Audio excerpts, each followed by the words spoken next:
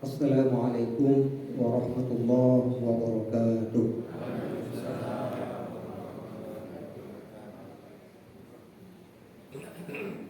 Innal hamdalillah nahmaduhu wa nasta'inuhu wa nastaghfiruh wa na'udzu billahi min shururi anfusina wa min sayyiati a'malina. May yahdihillahu fala mudilla lahu wa may yudlil fala hadiya lahu. Asyhadu an la ilaha illallah wa asyhadu anna Muhammadan abduhu wa rasuluh alladzi qabbala risalah wa adda al-amanah wa nasara al-ummah wa jahada fi sabilillah haqqa jihadih. Qala Allah tabaraka wa ta'ala fi muhkami ayatih, a'udzu billahi minasy syaithanir rajim. Ya ayyuhalladzina amanu taqullaha haqqa tuqatih wa la tamutunna illa wa antum muslimun. Wa qala an-nabiy sallallahu alaihi wasallam, ittaqillaha haitsu ma kunt wa asbi sayyi'ata al-hasanata tamhuha wa khaliqin nasa bi khuluqin hasan. Kama qala Rasul sallallahu alaihi wasallam, Rabbi shrah li sadri wa yassir li amri wahlul 'uqdatam min lisani yafqahu qawli. Ba'd. Hadirin Bapak Ibu jemaah yang dimuliakan Allah Subhanahu wa taala, kumaha kabarna daraman? Alhamdulillah, segala puji bagi Allah. Di pagi hari ini Allah masih mencurahkan nikmat yang sangat luar biasa untuk kita semua. Tentunya kalau kita hitung satu persatu, kita tidak akan mampu untuk menghitung betapa banyaknya nikmat Allah. Namun yang paling tentunya kita rasakan sampai hari ini, yang terbesar dari semua nikmat itu adalah nikmat iman. Iman inilah yang mengiring kita untuk melaksanakan ketaatan kepada Allah Subhanahu wa taala. Salah satunya melaksanakan ibadah salat subuh berjamaah pada kesempatan pagi hari ini. Mudah-mudahan ibadah salat subuh kita tadi mempertebal, meneguhkan iman takwa kita di hadapan Allah dan menjadikan kita orang-orang yang senantiasa diberkahi dan diridhoi oleh Allah Subhanahu wa taala. Salawat dan salam semoga tercurah limpah kepada suri tauladan kita, panutan kita, pemimpin kita Rasulullah Muhammad sallallahu alaihi wasallam, juga kepada keluarganya, para sahabatnya serta umatnya hingga akhir hayat. Hadirin yang dimuliakan Allah Subhanahu wa taala, tidak terasa sebentar lagi kita akan meninggalkan bulan Sya'ban dan akan bertemu dengan bulan Ramadan. Mudah-mudahan Allah panjangkan umur kita. Mudah-mudahan Allah berikan kita kesehatan dan kesempatan untuk bisa maksimal dan optimal dan lebih baik lagi dalam hal kualitas maupun kuantitas dalam ibadah Ramadan kita nanti. Amin ya rabbal alamin. Kalau boleh saya tanya, sudah siap belum menghadapi bulan Ramadan? Luar biasa. Kalau di masjid yang lain, ketika ditanya sudah siap belum, nanti dicek dulu. Atau ada yang diam. Alhamdulillah, kita semua harus siap. Karena siap tidak siap, karena ini adalah merupakan seruan dan panggilan Allah Subhanahu wa taala kepada kita orang-orang yang beriman. Maka tanda daripada kesiapan kita menghadapi bulan Ramadan ini, kita sudah membaca ayat-ayat tentang shaum. Ayat berapa yang harus kita baca? Al-Baqarah ayat 183, 184, 185, dan 180. Sudah dibaca ya Pak? Mudah-mudahan sudah hafal juga. Ya, oke, ya Rabbal. Ayat-ayat ini yang menjadi dasar dari kewajiban syariat ibadah bulan Ramadan, ibadah shaum Ramadan. Mari kita lihat ayat yang 183. A'udzubillahi minasyaitonir rajim. Ya ayyuhalladzina amanu kutiba alaikumus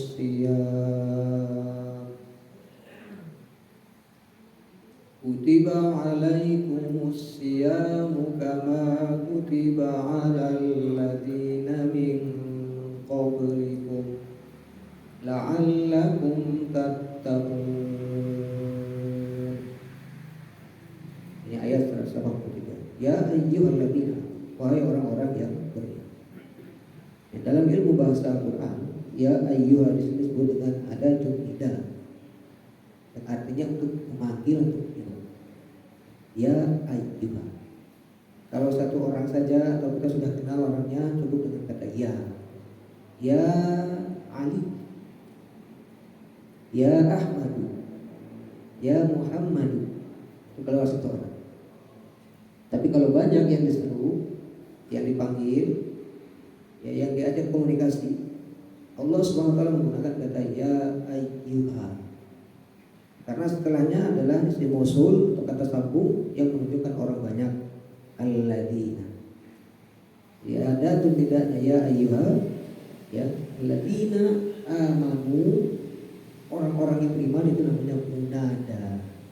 Ini dalam ilmu bahasa Al-Quran, yang artinya yang dipanggil, yang diajak berbicara, yang diajak berkomunikasi.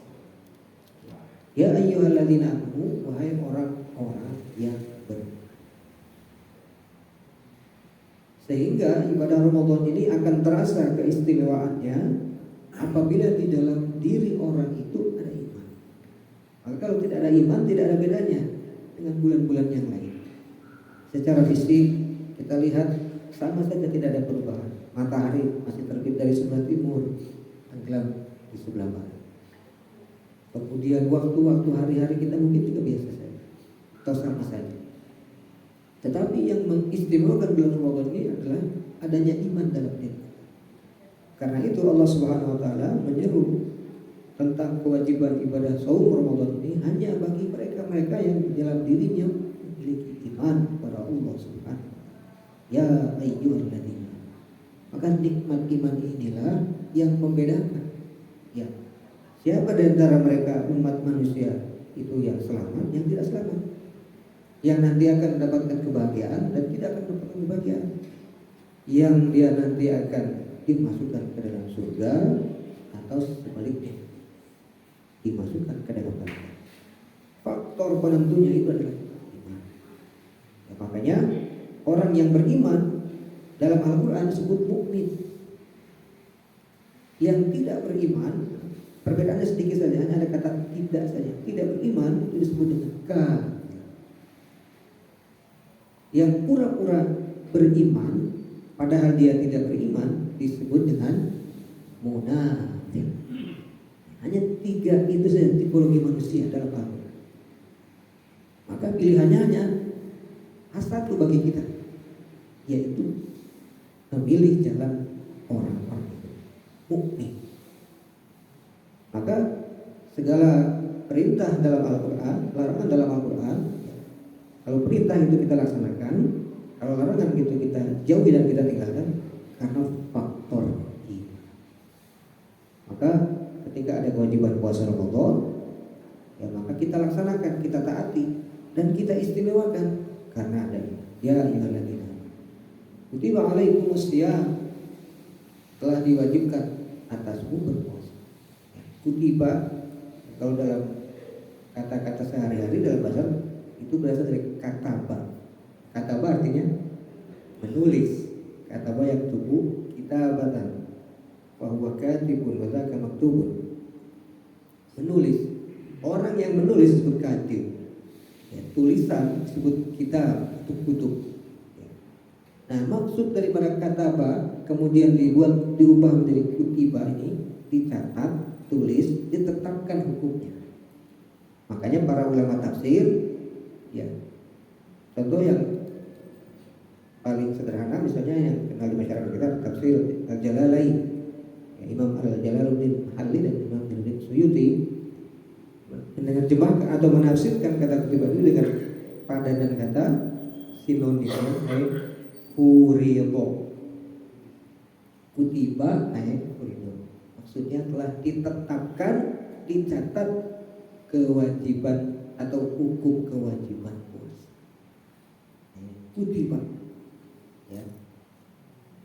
Alaikumusya, atas kamu sekalian, ya. Karena yang disuruh dari orang-orang yang beriman, ya. Maka Allah SWT menggunakan dhamir antum, alaikum, asyam, yaitu berpuasa. Nah, kemudian ini yang kita harus garis bawahi, kata asyam. Tiba alaikumus syiyam, yaitu kewajiban berpuasa. Kama kutiba 'alal ladzina min qablikum la'allakum tattaqun. Sebagaimana yang telah diwajibkan atasmu berpuasa sebagaimana orang-orang atau umat-umat sebelum kamu sekalian. La'allakum tattaqun, agar kamu sekalian menjadi orang-orang yang bertambah ketakwaannya, meningkat ketakwaannya, naik level ketaatannya, ketakwaannya di hadapan Allah Subhanahu wa ta'ala. Nah, masing-masing kata dan kalimat ataupun jumlah dalam atau ayat dalam ayat ini atau pernyataan Allah Subhanahu wa ta'ala dalam ayat ini memiliki makna ya hukum dan hikmah tersebut. Nah, oleh karenanya Allah Subhanahu wa ta'ala mewajibkan kita untuk melaksanakan ibadah puasa Ramadan ini, ya, ada banyak sekali maksudnya, ada banyak sekali tujuannya. Dan Allah Subhanahu wa ta'ala ingin tunjukkan kenapa ibadah puasa itu diwajibkan pada bulan Ramadan, karena memang ada banyak keistimewaan yang Allah Subhanahu wa ta'ala berikan kepada kita di bulan Ramadan ini. Nah, setiap kita harus mengetahuinya. Agar apa? Agar timbul motivasi, agar timbul kesadaran, ya, agar timbul kesungguhan kita untuk meraih keistimewaan yang Allah Subhanahu wa ta'ala telah siapkan bagi orang-orang beriman yang ketika ia beribadah di bulan Ramadan. Nah, hadirin Bapak Ibu yang dimuliakan Allah Subhanahu wa ta'ala, maka ayat Al-Qur'an ini 183 yaitu menjadi dasarnya. Ya, adapun penjelasan hukum-hukum termasuk hikmahnya, ya, termasuk juga adab-adabnya, itu ada penjelasannya pada ayat 144, 145 dan 146. Kemudian kemudian 147. Nah, ini perlu kita persiapkan untuk kita baca berulangan, ya, bahkan bisa kita sampai hafal.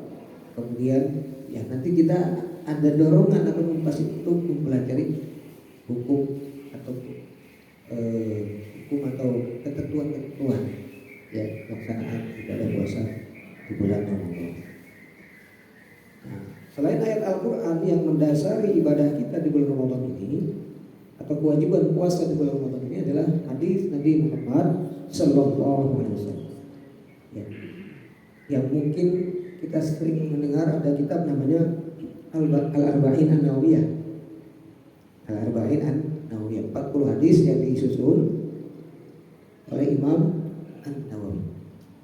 Nah, itu ada hadis yang kedua.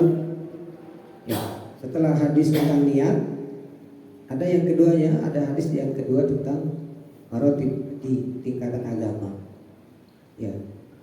Ada yang menyebutnya hadis Jibril, ya. Panjang hadisnya itu. Di situ disebutkan misalnya, ya, riwayat dari sahabat Umar ibnul Khattab radhiyallahu anhu qala bainama nahnu julusun inda Rasulillah sallallahu alaihi wasallam ittala alaina rajulun syadid bayadi thiyab syadid sawadi sya'ri la yura alaihi atharus safar wala ya'rifu minna ahadun hatta jalasa ila Nabi sallallahu alaihi wasallam fa asnada rukbatayhi ala rukbatayhi wa wada'a yadayhi ala fakhidayhi wa qala ya Muhammad akhbirni anil Islam. Ini hadisnya. Atau dasar hukum yang berasal dari hadis ataupun sunnah tentang kewajiban puasa Ramadan dalam hadis. Itu tingkatan agama. Ada seorang datang kepada Rasul SAW sebagaimana diriwayatkan oleh Umar bin Khattab, yang mana orang ini datang secara spontan, tiba-tiba, tidak diagendakan, tidak direncanakan, tidak diundang. Kemudian dengan penampilan yang berbeda dengan kebanyakan para sahabat. Disebutkan dalam hadis tadi, ya, syadid bayadis thiyab, bajunya serba putih. Saya dengar hari ini pakai baju hitam. Bapak-bapak sekalian yang pakai baju putih itu sebagaimana disebutkan hadis itu, bahwa beliau datang kepada Nabi SAW dengan mengenakan baju serba putih. Syadid bayadis thiyab, syadid sawadi sya'ri. Kemudian rambutnya sangat hitam legam. Belum ada warna lain. Rambutnya hitam legam. Kemudian dengan tenangnya duduk langsung mendekat kepada Rasulullah SAW. Kemudian menempelkan lututnya kepada lutut Rasul SAW. Kemudian meletakkan dua tangannya di atas paha Rasul SAW sambil kemudian mengatakan, ya Muhammad akhbirni an Islam. Wahai Muhammad, jelaskan kepadaku tentang Islam. Nah kemudian Nabi Muhammad SAW mengatakan, ya, al-Islam antasyhadu an la ilaha illallah wa anna Muhammadar Rasulullah, tuqimus shalah wa tu'tiyaz zakah, tasum Ramadan, tahijjul bait, istata'ta ilaihi sabila. Nah, ini yang kemudian kita kenal dalam pelajaran agama kita, yaitu dengan istilah rukun Islam. Jadi kata Nabi Muhammad SAW, Islam itu kalau kamu mau menjadi Islam, mau menjadi Muslim, yang pertama ucapkan dua kalimat syahadat. Ya, yang pertama ucapkan dua kalimat syahadat. Ya, asyhadu an la ilaha illallah wa asyhadu anna Muhammadar Rasulullah. Ini pintu masuk dari tidak berislam, dari belum beriman menjadi Islam. Wa anna Muhammadar Rasulullah, dan sungguh Muhammad itu adalah Rasul. Wa tuqimus shalah, kemudian mendirikan sholat. Wa tu'tiyaz zakah, membayar zakat. Wa tasumu Ramadan. Baru dalam hadis ini disebut dengan wa tasumu Ramadan, dan berpuasa di bulan Ramadan. Wa tahijjul bait in istata'ta ilaihi sabila. Kemudian menunaikan ibadah haji bagi yang mampu. Nah ini dalam kajian kita disebut dengan al-martabatul ula, tingkatan pertama dalam beragama. Itu melaksanakan rukun Islam. Ya, setelah itu dia bertanya lagi. Ya, kemudian sebelum bertanya dia mengatakan, katanya, sodakta, Anda benar. Atau kalau bahasa kitanya yasib, top. Nah, para sahabat ini bertanya kepada Rasulullah, ya, fa'ajibna, kami terheran-heran, yas'alhu yusaddiquhu, dia yang bertanya, dia juga yang membenarkan jawaban itu. Nah ini hadis ini panjang, mungkin pernah mendengar dari kaji di masjid ini. Tapi ini sekiranya atau setidaknya mengingatkan kita tentang tingkatan pertama dalam agama, yaitu melaksanakan rukun Islam. Setelah itu orang ini bertanya lagi tentang iman. Kemudian dijawab oleh Rasulullah SAW dengan iman yang 6. Setelah itu bertanya lagi tentang ihsan. Kemudian Rasulullah menjawab, al-ihsan anta ta'budallaha ka'annaka tarahu fa illam takun tarahu fa innahu yaraka. Ya, ihsan itu adalah engkau beribadah di hadapan Allah seakan-akan, ya, ka'annaka tarahu, seakan-akan engkau dapat atau mampu melihat. Fa illam takun tarahu fa innahu yaraka. Tapi apabila kau belum bisa melihat Allah, maka yakinlah, ketahuilah bahwa sesungguhnya Allah melihat. Nah ini yang disebut dengan ihsan. Nah ini potongan hadis tentang hadis Jibril tadi. Yang ternyata yang bertanya tadi adalah malaikat Jibril alaihissalam pada Nabi Muhammad SAW, ya, bertanya tapi untuk bermaksud atau untuk tujuan menyampaikan pokok-pokok ajaran Islam kepada para sahabatnya yang kemudian disampaikan kepada kita. Sehingga Islam ini sudah beres, sudah final, sudah selesai dari awal. Tidak ada tambahan, tidak ada pengurangan. Jadi agama Islam itu tidak ada yang mengenal istilah agama berevolusi atau agama berdinamisasi, atau agama itu istilahnya mengalami perubahan, katakanlah, ya. Tidak ada. Karena Islam itu sudah selesai dari awal. Ya, sudah final, sudah beres, sudah tuntas dari awal. Tidak ada revisi.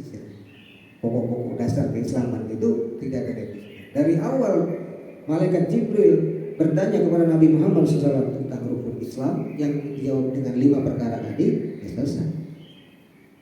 Dari awal Rasulullah SAW mengajarkan kepada kita tentang kewajiban beriman kepada 6 hal tadi, sampai hari ini kita beriman kepada 6 hal dan seterusnya dan seterusnya. Nah, inilah keistimewaan agama Islam. Ya, ajaran pokoknya itu sudah beres, sudah selesai, sudah fix dari awal, tidak mengalami perubahan. Nah, makanya kalau ada yang mengotak-atik ya atau mengubah-ubah ya, mengacaukan atau merombak ya, dasar-dasar hukum Islam, jelas tentunya pasti ditolak dan bertentangan dengan syariat Allah Subhanahu wa Ta'ala. Seperti banyak sekarang dilakukan oleh orang-orang yang berpikiran liberal. Nah, hadirin jamaah yang dimuliakan Allah SWT. Jadi kita berislam, ya kita beriman, melaksanakan 5 perkara tadi mulainya dengan melaksanakan rukun Islam.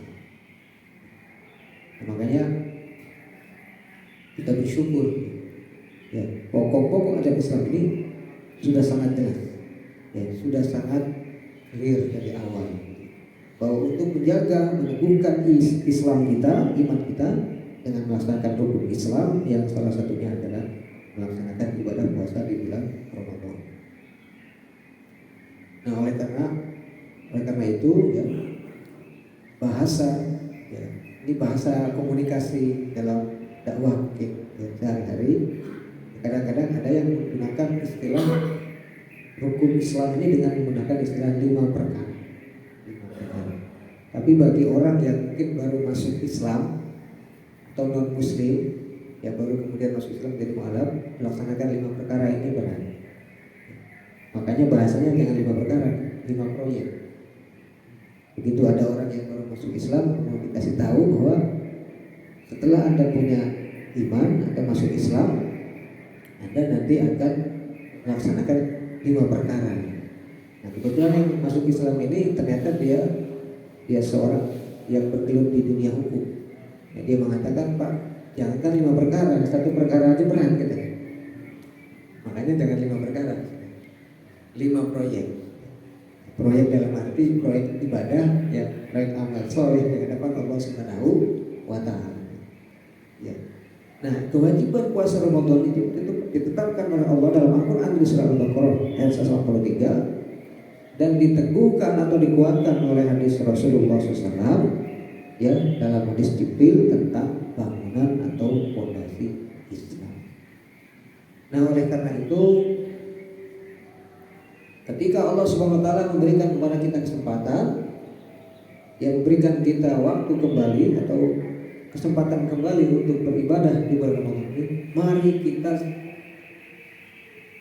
laksanakan ataupun menjalankan ibadah puasa Ramadan ini dengan perencanaan yang baik. Kemudian membuat ya batasan-batasan maksimal. Ya, jadi jangan membuat rencana dengan target-target ataupun batasan-batasan minimal. Kenapa? Karena Allah SWT telah memerintahkan bahwa dalam melaksanakan ibadah ya dalam bentuk ketakwaan, apalagi di bulan Ramadan, karena bulan Ramadan adalah bulan puncaknya, maka buatlah agenda yang maksimal. Sebagaimana perintah Allah SWT dalam Al-Quran dari surah Al-Imran ayat 102, ya ayyuhalladzina amanu ittaqullaha haqqa tuqatih. Wahai orang-orang yang beriman, bertakwalah kamu kepada Allah dengan sebenar-benarnya. Haqqa tuqatih ini batas maksimal. Batas maksimal. Jadi jangan menggunakan ya ayyuhalladzina amanu ittaqullaha mastata'tum. Bertakwalah kamu kepada Allah sebisanya atau secukupnya. Itu berarti minimal. Nah, yang kita pakai hak kotor maksimal. Ya. Termasuk apabila apabila ada ulama yang kemudian membuat klasifikasi terkait tingkatan-tingkatan orang puasa misalnya. Kan ada seorang ulama misalnya Imam Al-Ghazali membuat tingkatan orang puasa. Nah, walaupun kita tidak terikat ataupun tidak menggunakan metode ataupun teori tingkatan puasa, tapi pada prinsipnya ya, ibadah apapun yang kita kerjakan, yang kita laksanakan di bulan Ramadan, itu kita niatkan dilakukan dengan penuh kesungguhan untuk mencapai batas maksimal. Ya. Contoh puasa Ramadan. Ya. Kalau kita lihat secara fikih, misalnya secara fikih saja, bahwa puasa itu secara bahasa diartikan al-imsak. Al-imsak itu menahan. Jadi kata berbahasa Arab masaka itu memegang atau menggenggam. Kemudian dia tambah huruf hamzah, amsaka yumsiku yumsaka. Ya, artinya menahan. Ya, jadi kalau ada kata imsak itu artinya menahan atau puasa. Ya. Secara istilah fikih, ya kita sudah tahu bahwa puasa yang dimaksud adalah al-imsak an jami'il muftirat. Semua menahan diri dari semua yang membatalkan puasa. Ya. Yang paling sederhana min aklin, dari makan. Wa syurbin, minum. Wa mubasyaratin nisa, yang berhubungan suami istri. Ya. Kemudian min tulu'il fajri, waktunya dari terbit fajar ila ghurubi syamsi, sampai terbenam matahari. Ini yang kita ta'abbudi Allah, dengan niat beribadah kepada Allah Subhanahu wa taala. Nah, ini definisi fikih, definisi formal. Ya. Tidak makan, tidak minum, tidak berhubungan suami istri dari mulai saat terbit fajar atau masuk waktu subuh sampai terbenamnya matahari, sampai bilang atau sampai datangnya waktu sholat maghrib. Ini definisi formal. Tetapi ibadah puasa itu kan tidak hanya itu, dalam arti tantangannya, dalam arti godaannya, dalam arti usia. Maka selain kita tidak makan, tidak minum, ya kita juga dituntut oleh syariat untuk menahan diri, ya, menahan diri dari segala hal yang bukan hanya membatalkan puasa, tetapi yang bisa merusak atau mengurangi pahala puasa.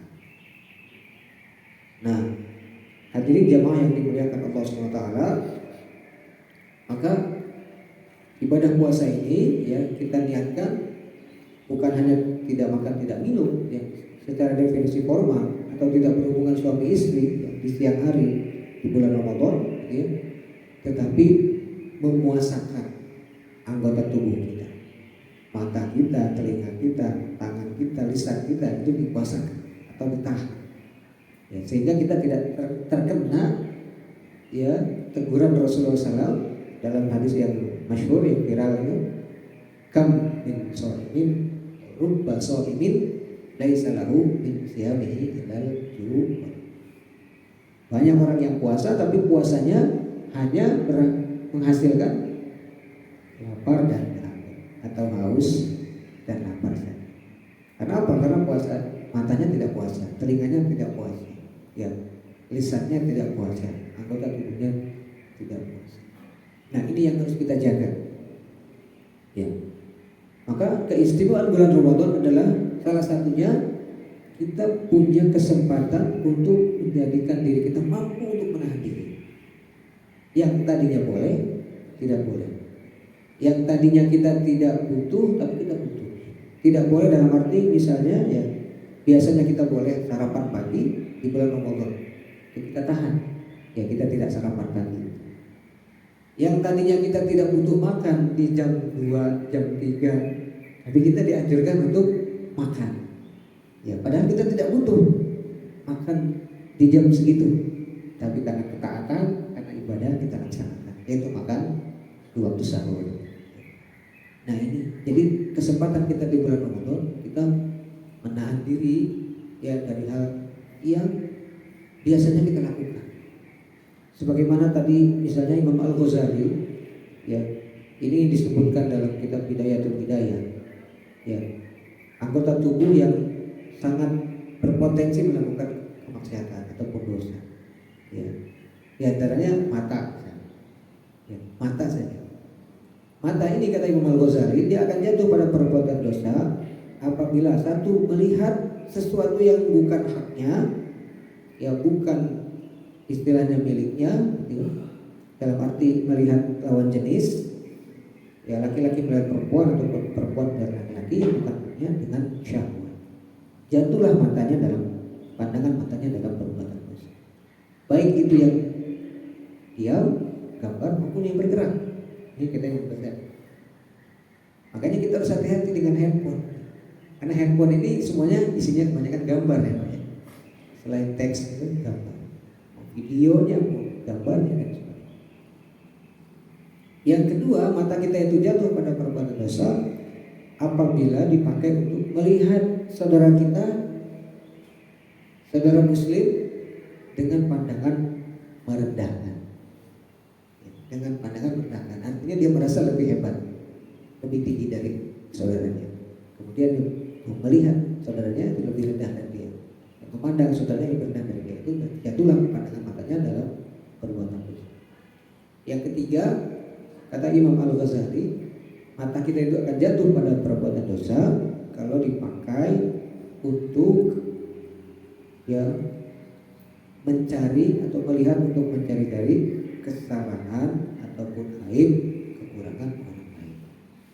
Nah, ini yang harus kita jaga selama di bulan Ramadan. Jadi selain puasa tidak makan, tidak minum, tidak berhubungan suami istri, mata kita dilatih untuk ditahan, ya untuk jangan sampai jatuh pada perbuatan dosa. Bukan hanya mata, telinga pun sama. Maka apa yang kita boleh didengar selama di bulan Ramadan? Karena di bulan Ramadan adalah bulan latihan. Satu yang kita dengar itu udah ayat-ayat Al-Quran saja. Kalau kita sedang tidak membaca Al-Quran, maka minimal kita sedang mendengarkan ayat-ayat Al-Quran. Kalau kita tidak sedang mendengarkan ayat-ayat Al-Quran, maka kita pastikan telinga kita ini sedang mendengarkan hadis-hadis Nabi Muhammad Sallallahu Alaihi Wasallam. Baik yang disampaikan oleh para alim ulama, para ustadz, para balik, maupun yang mungkin kita baca di rumah atau kita bacakan di rumah. Maka di rumahnya disiapkan selain ayat Quran terjemahnya juga satu kitab hadis. Boleh kitab hadis oleh Bukhari, boleh hadis oleh Muslim, boleh kitab Riyadhus Shalihin atau kitab Bulughul Maram atau Mukhtar Hadis, kumpulan hadis-hadis sahih misalnya. Itu siapkan di rumah kita. Minimal kita baca sekali di rumah. Ya. Kalau kita tidak sedang punya waktu untuk membaca, minimal mendengarkan hadis-hadis Nabi. Kalau kita sedang tidak mendengarkan hadis Nabi, maka kita pastikan telinga kita sedang mendengarkan nasihat-nasihat, petua-petua, ujangan-ujangan para ahli ulama, orang-orang yang berilmu atau orang-orang yang bijak yang menyadarkan kepada kita tentang ketaatan kepada Allah Subhanahu wa Ta'ala. Kalau kita sedang tidak mendengarkan nasihat para ulama, maka minimal kita sedang mendengarkan informasi yang baik. Mungkin dalam bentuk berita yang memang kita perlu sekarang ini mendengarkan berita. Ya, mungkin informasi dan lain sebagainya. Agar kita tahu mana yang benar, mana yang salah, mana yang hak, mana yang batil, mana yang benar, yang lurus, mana yang bengkok, mana yang jujur, mana yang curang. Karena kita butuh berita. Nah, hadirin jamaah yang dimuliakan Allah SWT, inilah katakanlah yang perlu kita juga jaga dalam pelaksanaan ibadah Ramadan ini, agar puasa kita tidak hanya sekedar tadi menghasilkan lapar haus, yang pada intinya pahala kita berkurang bahkan. Nah, di antara yang harus diwaspadai ya di bulan Ramadan, bulan yang penuh keistimewaan, yang di dalamnya kita diberikan kemampuan dan kekuatan untuk menahan diri dan mengendalikan hawa nafsu, itu adalah ya hal-hal yang harus kita batasi. Ya, karena ada istilah pencuri-pencuri pahala puasa. Istilah bahasa Arab itu syariqatus siyam Ramadan, pencuri-pencuri pahala puasa bulan Ramadan. Yang pertama apa? Televisi. Ya, kalau kita habis waktunya hanya nonton televisi, ya sayang kepada kita. Yang kedua, handphone ya, atau smartphone sekarang. Karena di situ banyak sekali maslahat dan mudarat, atau lebih banyak mudaratnya ya dibandingkan dengan maslahatnya. Ya. Maka kalau kita ditanya nanti nih, mana yang harus sering kita pegang, Al-Quran atau handphone? Pasti jawabannya Al-Quran. Kalau handphone sesekali saja, kecuali kalau misalnya handphonenya ada aplikasi Al-Quran, jika kita bisa baca Al-Quran dari aplikasi yang ada di dalam handphone. Nah, yang ketiga, pasar juga harus kita antisipasi, jangan sampai ya kita beraktivitas baik itu mungkin di pasar atau bertransaksi di pasar ya merusak pahala ibadah puasa kita yang hadapan Allah SWT. Karena biasanya yang suka belanja ke pasar bapak-bapak atau ibu-ibu. Ibu-ibu yang nganter bapak-bapaknya. Jadi perlu diantisipasi. Jangan sampai pahala puasa kita hilang karena kita sering di pasar atau belanja di pasar. Gitu ya. Baik pasar offline ya maupun pasar online. Nah, ini keistimewaan pertama yang Allah SWT berikan kepada kita ketika kita berada di bulan Ramadan. Kita mampu untuk bisa mengendalikan diri kita untuk tidak mengikuti hawa nafsu. Yang kedua, kesempatan ataupun keistimewaan yang Allah SWT berikan kepada kita di bulan Ramadan ini, kita akan mendapatkan ampunan dari Allah Subhanahu wa taala, maghfirah. Ya. Hadisnya sangat jelas. Hadis yang diriwayatkan Imam Bukhari yang sampai kepada kita, Rasulullah SAW bersabda, "Man shoma Ramadhana imanan wa ihtisaban ghufira lahu ma taqaddama." Siapapun orangnya yang berpuasa sebulan penuh di bulan Ramadan dengan penuh keimanan, dengan penuh harapan, maka dosanya diampuni oleh Allah Subhanahu wa taala. Dosa yang telah berlalu yaitu akan diampuni oleh Allah SWT. Nah, ini kita harus pegang, harus kita yakini bahwa bulan puasa ini, bulan Ramadan ini bulan pengampunan. Nah, dari mana mulainya? Dari mana startnya? Ya, pengampunan Allah SWT itu akan diberikan kepada mereka-mereka yang bertaubat kepada Allah SWT, yang diawali dengan adanya pengakuan, atau dalam bahasa Arab disebut dengan al-iqtiraf. Al-iqtiraf, pengakuan. Jadi kalau kita tidak mengaku, maka Allah SWT tidak akan mengampuni dosa. Kita akui dulu bahwa kita banyak dosa. Allahumma anta rabbi la ilaha illa anta khalaqtani. Sayyidul istighfar. Wa ana 'abduka wa ana 'ala ahdika wa 'adika mastata'tu. Faghfir li fa innahu la yaghfiru dzunuba illa. Jadi ada pengakuan dalam diri kita untuk kita pengampunan dari Allah SWT. Ya, kalau biasanya sebelum Ramadan kita istighfar setelah sholat subuh, setelah sholat zuhur, setelah sholat asar. Nah, sekarang setiap waktu, setiap saat kita meminta ampun, memohon ampun kepada Allah Subhanahu.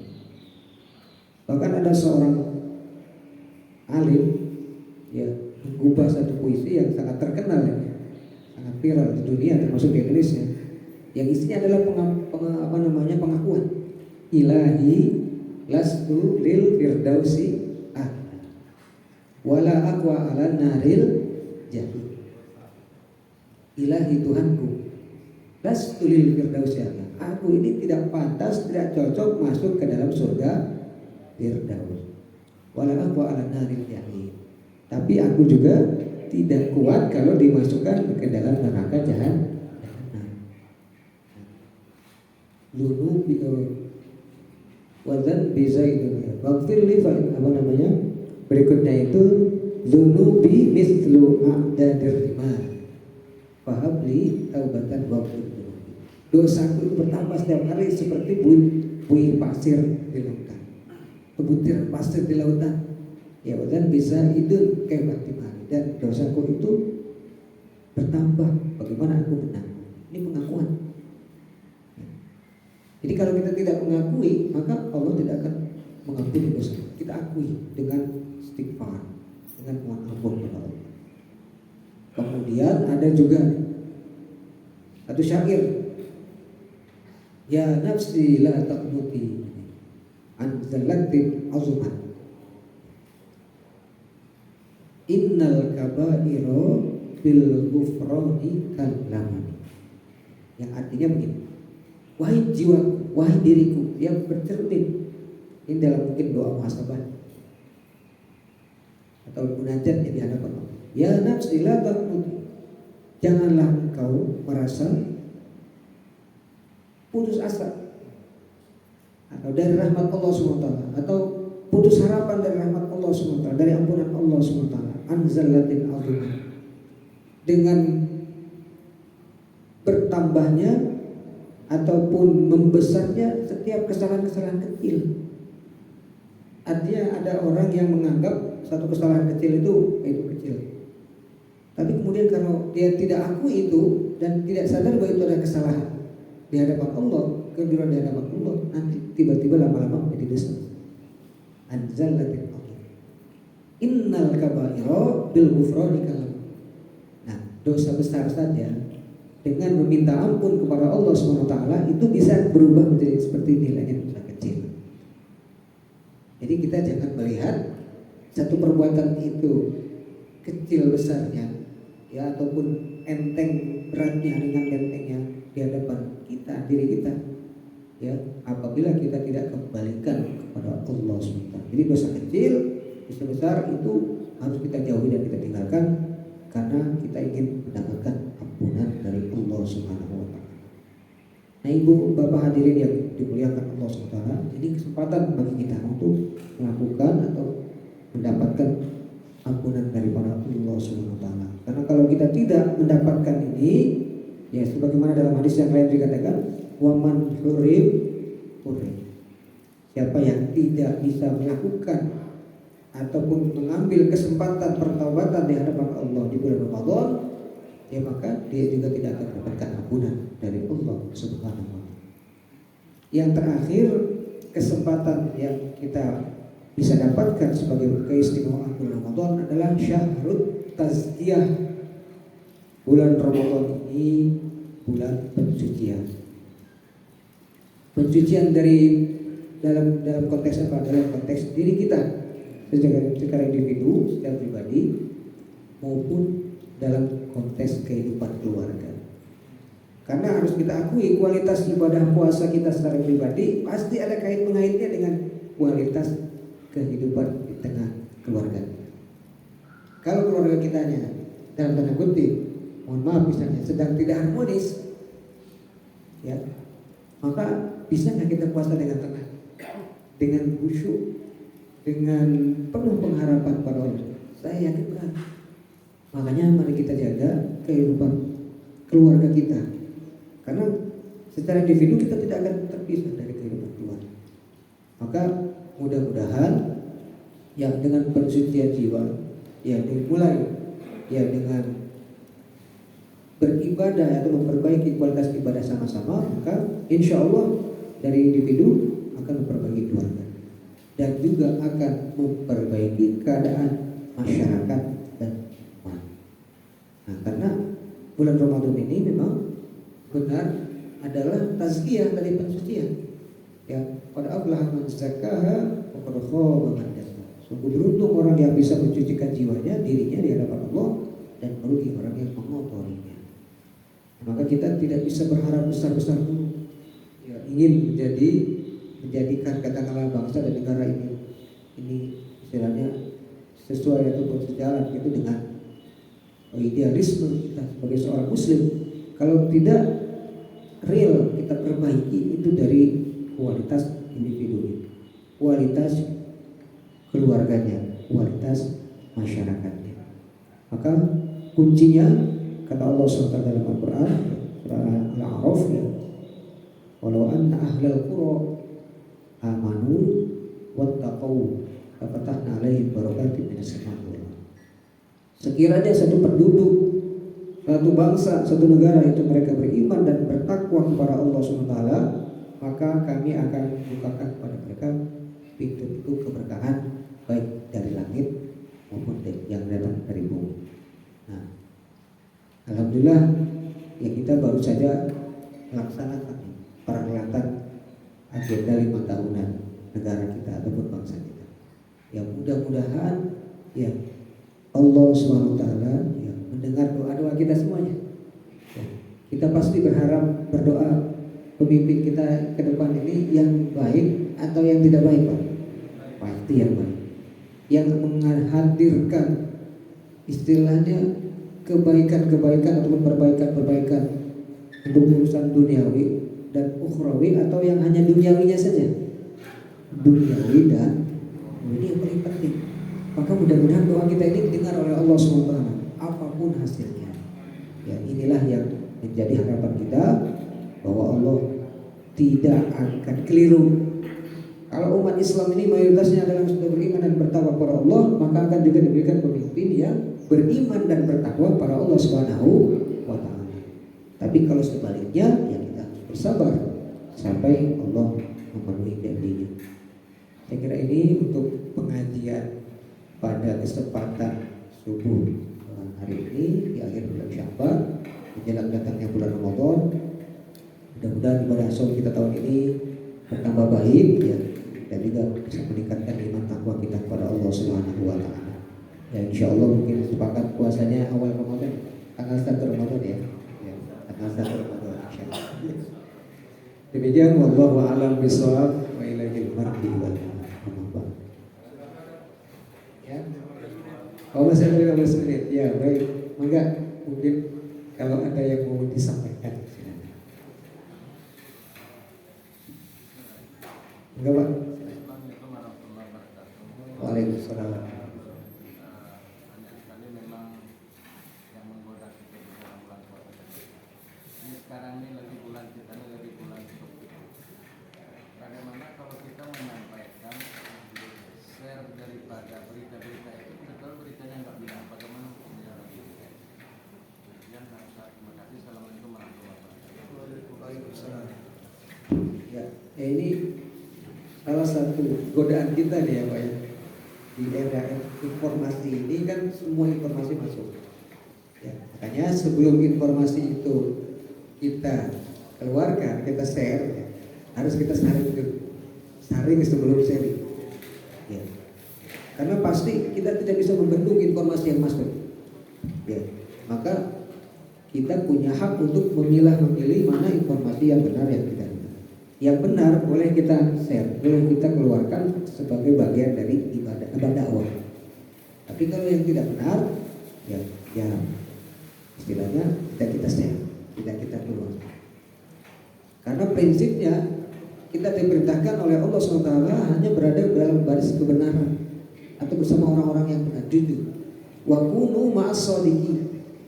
Wa kunu ma'as shodiqin. Ya. Wa kunu ma'as shodiqin ini ibadahnya harus benar. Wa kunu ma'as shodiqin, dan beradalah kamu atau tetaplah kamu bersama orang-orang yang benar, orang yang jujur. Nah, sekarang ini orang milihnya wa kunu ma'as shodiqin. Jadilah kamu atau beradalah kamu orang-orang yang menerima kotak. Jadi menerima sesuatu. Nah ini perintah Allah kepada kita berada di garis orang yang jujur. Kenapa? Karena godaannya memang banyak, berat sekali. Orang-orang yang jujur. Hadis Nabi SAW menguatkan ayat Al-Quran. Ya, alaika bisidqi fa inna sidqa yahdi ilal birri wa innal birra yahdi ilal jannah. Jujurlah kamu, karena jujur itu yang akan membawamu kepada kebaikan ataupun kebajikan, dan kebajikan itu yang akan mengantarmu ke dalam surga. Itu jelas tegas tadi. Wa iyyaka wal kadzib. Ya, dan jauhilah olehmu dusta bohong. Karena yang dusta itu akan mengarahkan kepada keburukan, dan keburukan ataupun kejelekan itu yang akan menggiringmu masuk ke dalam. Itu udah paten. Jadi tidak ada pilihan yang lain. Hanya satu saja, bersama orang-orang yang jujur, orang yang benar. Ini yang akan diridhoi oleh Allah SWT. Nah, kemudian Rasulullah juga sudah memprediksi bahwa di akhir zaman ini, dan kita sekarang di akhir zaman itu dihitung dari mulai setelah wafatnya Rasulullah. Dihitung ketika umat Islam mengalami degradasi iman, degradasi akhlak, degradasi moral, degradasi kekuatan, dan seterusnya. Itu sebenarnya di akhir zaman. Dan sudah dikatakan, menjadi prediksi Rasulullah SAW, beliau mengatakan, saya ati alam nasi sanawatun khadda'ah. Suatu masa nanti akan datang tahun-tahun yang penuh dengan tipu daya. Jadi umat jadi bingung, umat jadi gak jelas untuk pegangannya, patokan. Sanawatun khadda'ah. Ya bukan hanya sanatun ya. Sanatun 1 tahun, sanawatun itu tahun bertahun-tahun. Ya, bisa 5 tahun, 1 periode, 10 tahun, 15 tahun dan seterusnya. Sanawatun khadda'ah. Khadda'ah. Ya. Apa cirinya kata Rasulullah SAW? Yusaddaqu fihal kadhib wa yukadzdzab fiha as-shadiq. Orang benar, orang jujur, ya dianggap bohong, dianggap dusta. Yusaddaqu fihal kadhib wa yukadzdzab fiha as-shadiq. Sebaliknya orang yang tidak jujur, orang yang curang, ya, itu dipaksa harus diikuti, dibenarkan, ya, dan seterusnya. Ya. Kemudian yang ketiganya cirinya adalah wa yaqulu fihi ar-rawibatuh. Wa yaqulu fihi ar-rawibatuh. Kemudian di tahun-tahun itu akan banyak orang-orang yang pandai bicara, pandai mengaku-ngaku, kemudian pandai melakukan semacam pencitraan, ya, citra diri, tetapi dia pada intinya tidak memiliki kemampuan. Namanya ruwaibidah. Nah, ruwaibidah ini adalah istilah baru yang disampaikan oleh Rasulullah. Para sahabat pun belum tahu. Kemudian para sahabat bertanya, wa yaqulu wa mar ruwaibidah ya Rasul. Ruwaibidah itu siapa wahai Rasul? Kemudian Rasulullah menafsirkan ar-rajulu tabihu fi amril am. Intinya orang yang tidak punya kapasitas untuk memimpin, dia memaksakan dirinya untuk jadi. Tidak punya kapasitas untuk memberi solusi, ya seakan-akan dia menjadi pemberi solusi. Ya, jadi kebalikan. Ya, dia tidak bisa bekerja, ya kemudian ya seakan-akan dia bisa bekerja, dan ini banyak jumlahnya. Nah, ini yang kemudian yang mengingatkan kita tentang yang tadi berpegang pada kebenaran dan kejujuran. Nah, oleh karena itu informasi apapun yang masuk kepada kita, ya harus kita saring dan filter. Karena Rasulullah SAW pun pernah hampir kecolongan. Maka turun ayat dalam Al-Quran surat Al-Hujurat itu. Di situ dikatakan, "Ija'akum fasiqun binaba'in fatabayyan." Apabila datang seorang fasik yang agamanya enggak jelas itu, tapi dia bawa berita, bawa informasi, fatabayyan, maka tabayyun dulu, cek and recheck terlebih dahulu, baru kita baru kita share. Nah, maka Bapak Ibu hadirin jamaah yang dimuliakan Allah SWT, ya kita sebenarnya bersyukur ya, alhamdulillah kita tinggal di Indonesia ini, ya sebenarnya sudah punya pengalaman dalam mengelola dinamika yang terjadi dalam kehidupan ini, baik dalam secara katakanlah kemasyarakatan, ya keagamaan, maupun dalam kehidupan sosial politik. Makanya kita harus benar-benar ya apa istilahnya itu pertimbangkan matang-matang. Kalau dalam konteks fikih itu namanya maslahat mudaratnya. Kalau kita melakukan sesuatu, ya kita melakukan tindakan, kita melakukan dalam tanda kutip gerakan. Ya, kadang-kadang ini ada suka suara-suara yang menggiring kita untuk melakukan ini dan itu ya Pak. Padahal istilahnya pijakan argumentasinya belum kuat, pijakan argumen rasionalnya belum kuat, belum jelas.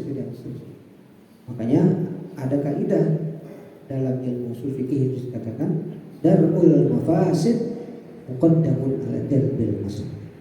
Mencegah kerusakan itu lebih didahulukan dibandingkan dengan mendatangkan kemaslahatan. Jadi yang kita antisipasi datangnya kerusakan dulu sebelum kita mendapatkan menginginkan kebaikan. Nah itu sehingga kita bisa selamat, ya, selamat dan keselamatan kita ini bukan hanya di dunia tetapi juga keselamatan di akhirat. Jadi atas pertanyaan Bapak tadi, ya sebaiknya kalau yang tidak diyakini itu benar, dan nggak usah dicari. Ya, karena memang di zaman sekarang ini banyak sekali informasi. Nah, maka patokannya apa? Patokannya itu adalah pedoman yang sudah disampaikan oleh Rasulullah SAW kepada kita, yaitu Al-Quran dan As-Sunnah. Al-Quran dan hadis itu patokan kebenaran. Kalau kita sudah punya patokan, maka kita enak memilihnya, gampang memilihnya, karena hidup ini kan penuh pilihan. Maka kebebasan, kemerdekaan, ya, kemudian juga kita tidak terbelenggu atau tidak terpasu, tidak tersandera. Cirinya apa? Kita bebas memilih. Kita boleh memilih mana yang benar, mana yang salah, mana yang lurus, mana yang bengkok. Nah, untuk memilih itu kita punya patokan, yaitu Al-Quran dan As-Sunnah, Al-Quran dan hadis Rasul Sallallahu Alaihi Wasallam. Maka Rasulullah tidak akan, istilahnya ucapan dan wasiat beliau bahwa apabila umatku itu berpegang teguh kepada dua pedoman, Al-Quran dan As-Sunnah, tidak akan bingung, tidak akan misalnya gampang dan akan tersesat dalam menjalani kehidupan. Yang makanya Islam itu ya akan maju, baik itu ajarannya maupun umatnya. Ya, kita bicara Islam ini adalah Islam itu sendiri sebagai ajaran agama maupun secara umatnya akan maju kalau satu, umatnya senantiasa menjaga prinsip-prinsip tauhid Allah SWT, akidah yang kuat pada Allah Subhanahu wa Ta'ala. Ini istilahnya tidak bisa ditawar-tawar. Semakin merosot, semakin mundur, semakin jatuh kualitas umat Islam karena dibarengi dengan semakin lemahnya akidah, semakin lemahnya tauhid. Ya, padahal setiap hari kita perbaharui akidah tauhid kita di hadapan Allah ini dengan mengucapkan asyhadu alla ilaha illallah wa asyhadu anna muhammadar rasulullah dalam tasyahud salat, tasyahud awal dan tasyahud. Ya. Maksudnya itu Allah mensyariatkan kita membaca dua kalimat syahadat dalam tasyahud salat, ya tasyahud itu untuk menjaga itu tadi, akidah, menjaga tauhid. Ya, kalau ini kuat, insya Allah umat Islam bisa maju. Yang kedua, pedomannya tadi Al-Quran, As-Sunnah. Yang ketiga, umat Islam ini akan sampai kepada kemajuan, ya puncak kemajuan kalau ya umatnya ini senantiasa berada dalam namanya garis ketentuan Allah dan Rasulnya, yaitu umat yang pertengahan. Bagaimana dalam Al-Quran? Wa kadzalika ja'alnakum ummatan wasata litakunu syuhada'a.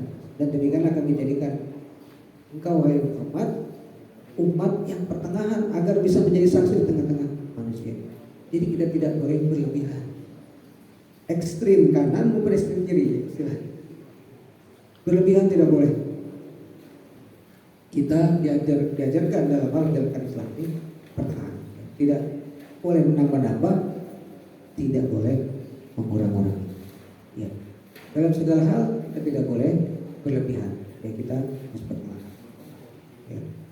Kemudian yang keempat adalah kita harus senantiasa terbuka. Ya, atau terbuka dengan adanya perubahan-perubahan. Dalam bahasa Arabnya disebut dengan tajdi. Terbuka dalam arti ya ajaran Islam ini tetap, tetapi tantangannya kan berubah kehidupan ini. Kita harus siap menghadapi dunia digital. Kita harus siap menghadapi tantangan global. Kita harus menghadapi tantangan kemanusiaan yang begitu kompleks dan seterusnya. Jadi harus siap ya dengan perubahan. Ya. Maka umat Islam yang maju itu yang terbuka, open mind. Ya, kalau ada perbedaan, dia lihat dulu kenapa beda. Sekarang misalnya ada potensi perbedaan dalam penetapan awal Ramadan. Yang satu misalnya satu Ramadannya tanggal 11, satu tanggal 12. Dia lihat kenapa terjadi perbedaan. Kemudian dia terbuka. Setelah dia mengetahui yang 11 dalilnya ini, yang 12 dalilnya ini. Jadi terbuka. Nah, yang terakhir umat Islam insya Allah akan maju kalau dia senantiasa meninggikan ya nilai-nilai Islam ya, rahmatan lil alamin ya. Yang solusinya adalah cari penyelesaian ya dan keluar dari permasalahan kemanusiaan segala bidang ya, bidang kemanusiaan, bidang ekonomi, bidang pendidikan, bahkan di bidang politik dan seterusnya, yaitu untuk meninggikan harkat dan martabat nilai-nilai manusia. Allah begitu Pak, kurang lebih cukup. Ada yang baik, alhamdulillah. Mohon maaf bertambah waktunya. Mudah-mudahan pertemuan kita hari ini diberkahi oleh Allah SWT ya, dan kita sehat ya, siap menghadapi bulan Ramadan ya, dengan harapan ya, bagaimana tadi saya sampaikan. Wallahu a'lam bishawab. Subhanakallahumma wa bihamdika asyhadu an la ilaha illa